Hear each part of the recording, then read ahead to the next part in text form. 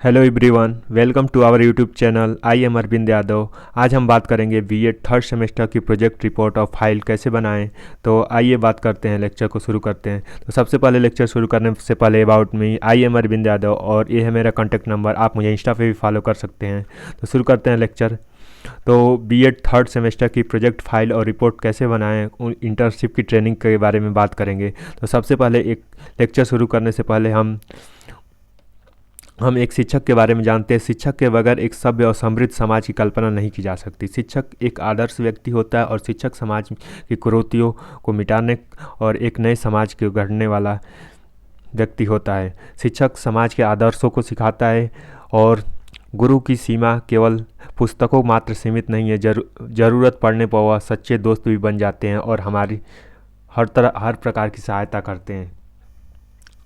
जैसे हम बात करते हैं डॉक्टर एपीजे अब्दुल कलाम की, जो महान साइंटिस्ट है। तो उनसे एक बार पूछा गया कि आप राष्ट्रपति या टीचर क्या कहना पसंद करेंगे। तो उन्होंने अपना जवाब दिया कि हमें टीचर होना पसंद है। तो टीचर एक आदर्शवादी व्यक्ति होता है जो समाज की कुरीतियों को मिटाता है, एक सभ्य नागरिक को तैयार करता है। तो आइए शुरू करते हैं हम अपने लेक्चर को। तो एक टीचर, जहाँ तक हमारा आज का वीडियो इस बात पर डेडिकेटेड है कि हम थर्ड सेमेस्टर की रिपोर्ट फाइल कैसे बनाएं और इंटर्नशिप के बारे में कैसे, तो उन सब सारे चीज़ों का हम एक के बाद एक डिस्कशन करेंगे।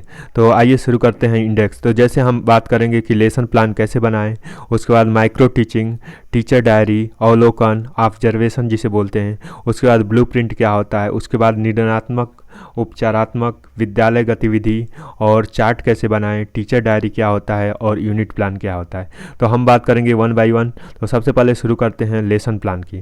तो लेसन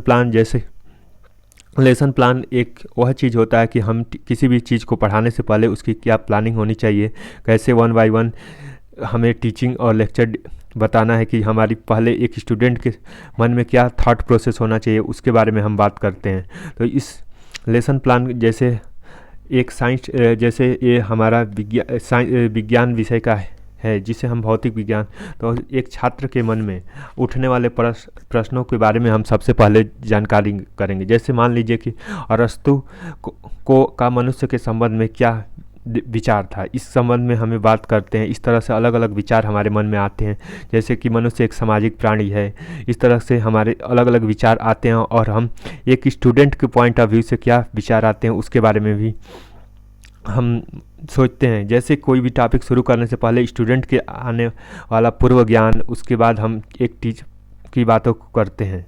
तो इस तरह से लेसन प्लान फिजिक्स, फिर उसके बाद लेसन प्लान मैथ की बात करते हैं। जैसे मैथ में मान लीजिए कोई भी कैलकुलेशन शुरू करने से पहले छात्र को पूर्व ज्ञान होना बहुत ही ज़रूरी है कि वो उस, जैसे आप द्विघात समीकरण की बात करते हैं तो द्विघात समीकरण पढ़ाने से पहले इस बात पर डिपेंड करेगा कि स्टूडेंट को पहले बेसिक अलजेब्रा आता है कि नहीं आता है। तो इसलिए स्टूडेंट को पहले बेसिक अलजेब्रा कहाँ से शुरू करें, और हमारे पास एक शिक्षक होने के नाते हमारा यह तात्पर्य बनता है कि उसके हमारा सामान्य उद्देश्य क्या है, हमें विशिष्ट ज्ञान क्या देना है, हमें हमारे एक टीचिंग में कौन कौन सी सामग्री प्रयुक्त होगी, हम प्रस्तावना कैसे देंगे, हम प्रस्तुतिकरण कैसे करेंगे, उसके बाद हम कंक्लूजन यानी पुनः कैसे प्रश्नों को पुनः, उसके बाद हम सारांश में क्या कंक्लूज करेंगे और फिर हम होमवर्क क्या देंगे स्टूडेंट को। तो इस तरह से लेसन प्लान बनाते हैं। उसके बाद लेसन प्लान, जैसे कि हमने ऑलरेडी बताया कि हमारा सामान्य उद्देश्य क्या होना चाहिए, हमारा विशिष्ट उद्देश्य क्या होना चाहिए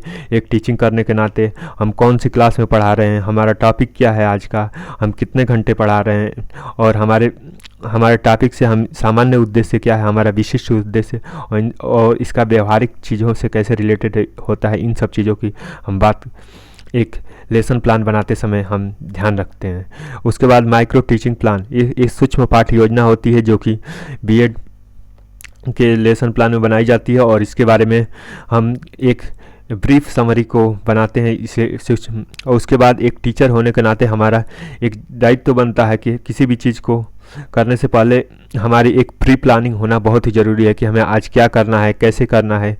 तो जैसे कि एक क्लास में जाने से पहले एक टीचर का तात्पर्य होता है कि सुबह प्रार्थना में उपस्थित रहे, उसके अलावा अपने विचार प्रस्तुत करे, और पहली कक्षा में जैसे जाए तो उसके बाद क्लास का अटेंडेंस लेना, उसके बाद कितने स्टूडेंट प्रेजेंट हैं, आज का टॉपिक क्या है, कितने लोगों ने अपने अलग अलग होमवर्क कंप्लीट किया, इन सब चीज़ों के बारे में हम मतलब इस टीचर डायरी में मेंटेन करते हैं। उसके बाद टीचर डायरी, एक शिक्षक के होने के नाते शिक्षक डायरी होना बहुत ज़रूरी है कि जो हमें हर क्लास और हमें आगे की प्लानिंग करने और आज का क्या प्लान है उसका इम्पॉर्टेंट होना बहुत ज़रूरी है, क्योंकि एक अच्छी प्लानिंग के बिना हम अच्छा चीज़ अचीव नहीं कर सकते। तो इन सब चीज़ों के बारे में हम ध्यान रखते हैं। उसके बाद हम ऑब्जर्वेशन टेबल की बात करते हैं। तो ऑब्जर्वेशन टेबल हमें कैसे और क्या चीज़ें ऑब्जर्व की है, कौन सी चीज़ें डाटा को निकाला है, इसके बारे में हम बात करते हैं।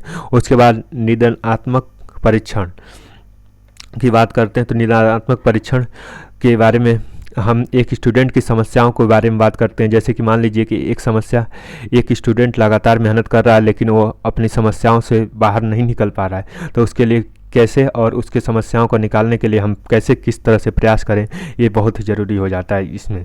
उसके बाद हम बात करते हैं कि विद्यालय की गतिविधियाँ क्या होती है। तो विद्यालय सिर्फ एक किताबी ज्ञान देने का एकमात्र जगह नहीं है, बल्कि अपितु एक सामाजिक और शैक्षिक और एक सुसभ्य नागरिक बनाने के लिए भी ज़रूरी है। तो विद्यालय की गतिविधियां, जैसे कि एक विद्यालय में जाने से पहले विद्यालय में जाने को प्रार्थना, क्लास अटेंड करना, उसके बाद स्टूडेंट को व्यायाम करना, उसके बाद टीचर और सेमिनार, कल्चरल प्रोग्राम, और उसके अलावा विद्यालय में पौधारोपण करना और सामाजिक कार्यों में भाग लेना, और स्पोर्ट जैसी चीज़ों में विद्यालय की गतिविधियां होती हैं, जैसे कि स्पोर्ट, उसके अलावा कल्चरल प्रोग्राम, उसके अलावा इन सब चीज़ों पर एक विद्यालय में एक स्टूडेंट की क्या गतिविधियाँ होती हैं, उसके ओवरऑल डेवलपमेंट की हम बात करते हैं इसमें।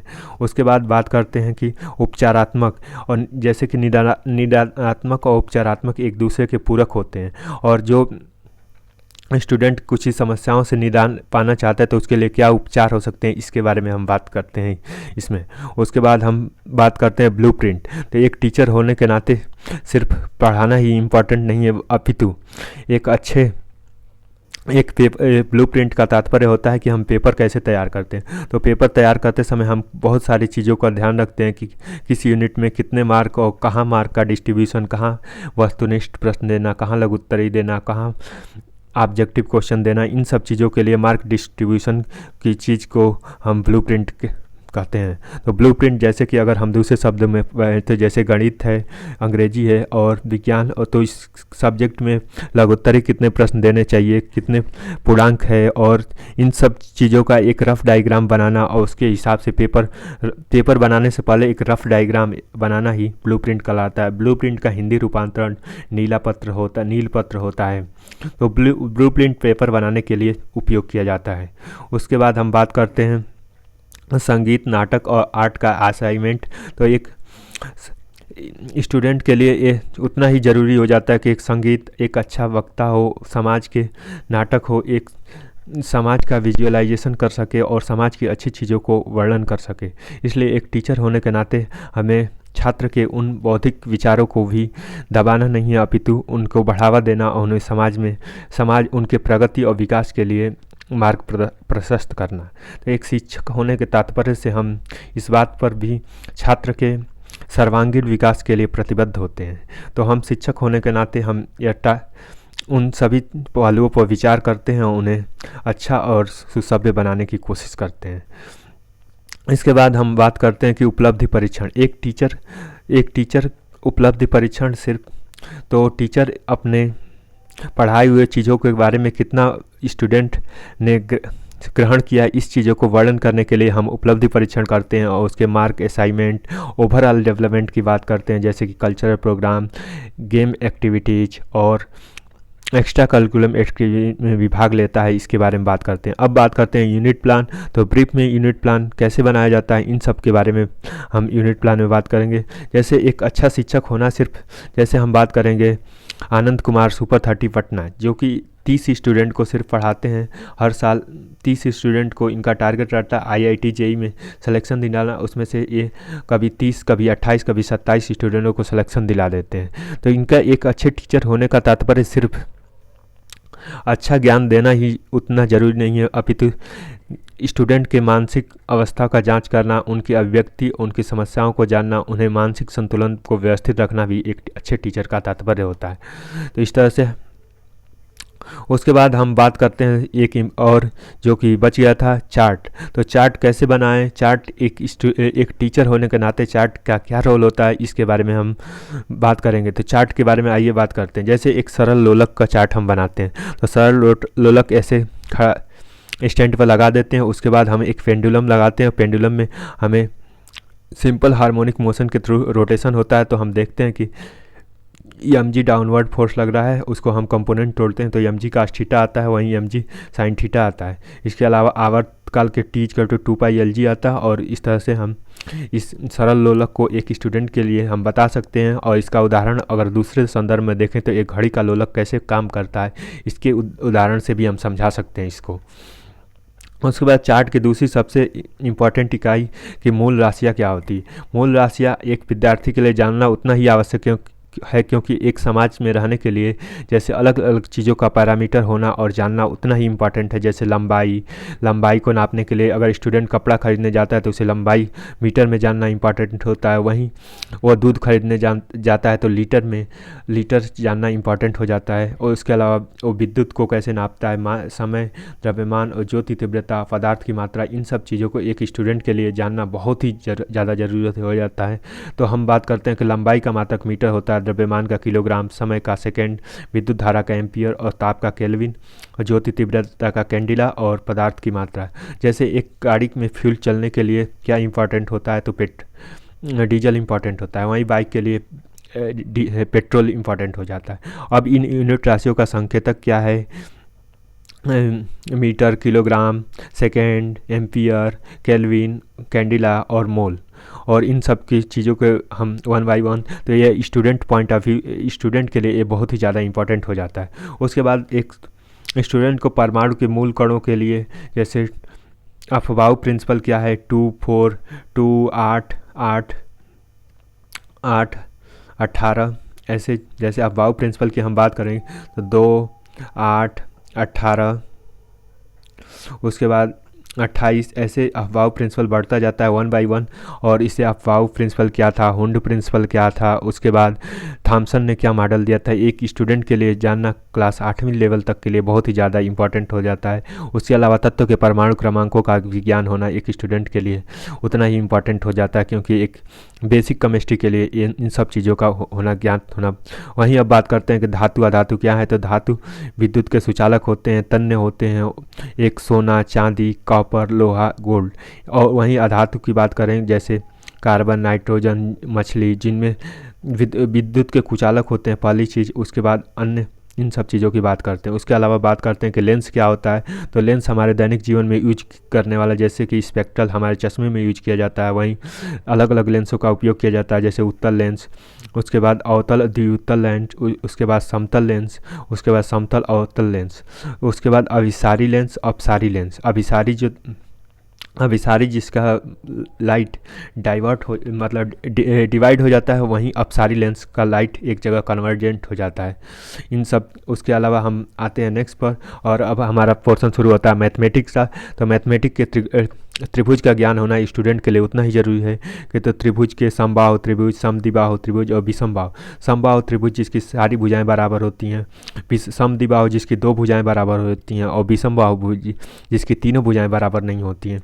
वहीं कोण के प्रकार, न्यून कोण जिसमें सारे एंगल 90 अंश से कम होते हैं, समकोण जिसमें एक एंगल 90 अंश का होता है, अधिक कोण जिसमें एक एंगल 90 अंश से ज़्यादा होता है। तो इस तरह से बात करते हैं। वहीं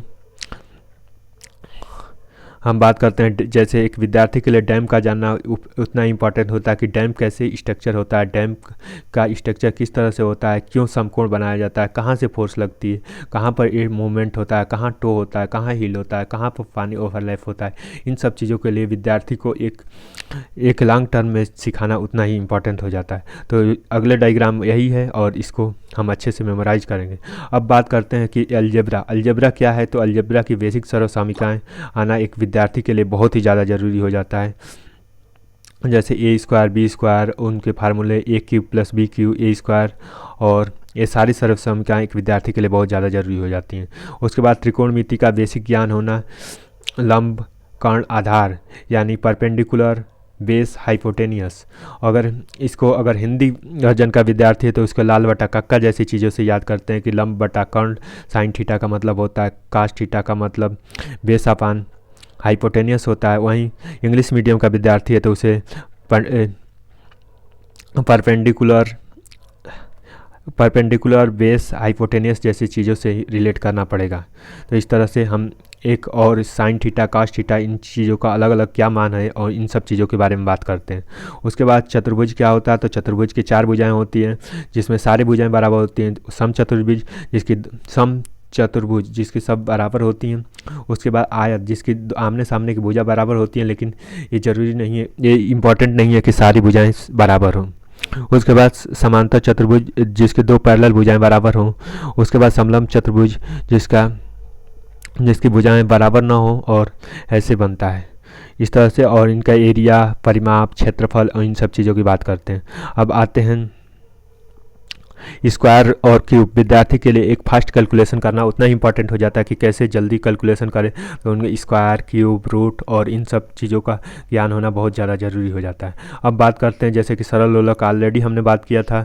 उसके बाद हम बात करते हैं कि सरल लोलक, उसके बाद चतुर्भुज क्या होता है, इसके बाद अलजेब्रा के उन बेसिक आइडेंटिटीज की बात करते हैं। उसके बाद हम चतुर्भुज को, जो कि हम पहले ही सर्वसमिका और इसमें कहाँ कहाँ से डिवीजन होता है, उसके बाद स्क्वायर, क्यूब और इन सब चीज़ों का ज्ञान, जो हम विद्यार्थी को टेबल का ज्ञान होना भी अत्यंत आवश्यक है। वहीं हम लेंस के बारे में बात करते हैं। अब विद्यार्थी के लिए एक ऑब्जर्वेशन क्या होता है, कैसे लर्निंग प्रोसेस होनी चाहिए, कैसे एक ब्रेन मैपिंग होनी चाहिए, इन सब चीज़ों की बात करते हैं। और 5 मिनट में मार्किंग प्लान क्या होना चाहिए। तो हम बात करते हैं कि रचनात्मक अभिव्यक्ति और रचनात्मक औपचारिक अभिव्यक्ति के ज्ञान की प्रसन्नता जगाना और शिक्षक का सर्वोत्तम कला है, और ज्ञान को प्रसन्नता जगाना शिक्षक की सर्वोत्तम कला है। और इस कथन को आइंस्टीन ने कहा था, जो कि एक शिक्षक के लिए विद्यार्थी के ज्ञान के कौशल और अभिव्यक्ति को जगाना बहुत ही ज़्यादा ज़रूरी हो जाता है। अब तो आशा करते हैं कि आज का लेक्चर आपको अच्छा लगा और आपने सारी चीज़ें, जैसे कैसे लेसन प्लान बनाते हैं, कैसे संगीत कला, lesson plan, unit plan, micro plan, blueprint, निर्णयात्मक उपलब्धि परीक्षण और अवलोकन, चार्ट और शिक्षक डायरी, उपचारात्मक विद्यालय गतिविधि, इन सब पहलुओं पर अच्छे से जाना और समझा। और आप अपना विचार हमें कमेंट बॉक्स पर बता सकते हैं। तो thank you for watching this video. Have a nice day.